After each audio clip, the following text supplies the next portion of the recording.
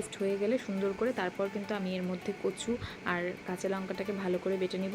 তো তোমাদেরকে সেটাও দেখিয়ে দিব। আর তারপর প্রথমে একবার কচুটাকে ভালো করে বেটে নিয়ে তারপর কিন্তু একসাথে এই পোস্ত সরষা সব কিছু দিয়ে কিন্তু আরও একবার করে সুন্দর করে একবার বেটে নেব, যাতে পুরোটা মিক্স হয়ে যায় আর ভালো। তো এখন সব একসাথে ভালো করে আমি বেটে নিব। তো সুন্দর করে এটাকে বেটে নিব। আর বাটাতেই না বেশ সুন্দর কিন্তু একটা মানে কাঁচা লঙ্কাগুলো বাটলে একটু কিন্তু খুব সুন্দর গন্ধ বেরোয়, বেশ ভালো লাগছিল। আর রসুনটাও সাথে ছিল, তো বেশ ভালো লাগছিল সেজন্য। তো আমি প্রথমে ভাবছিলাম যে এরকমভাবে কেমন লাগবে খেতে। তো যেহেতু ভয়েস ওভার দিচ্ছি সেহেতু তোমাদেরকে বলে দিচ্ছি, খেতে না বেশ ভালো হয়েছিল।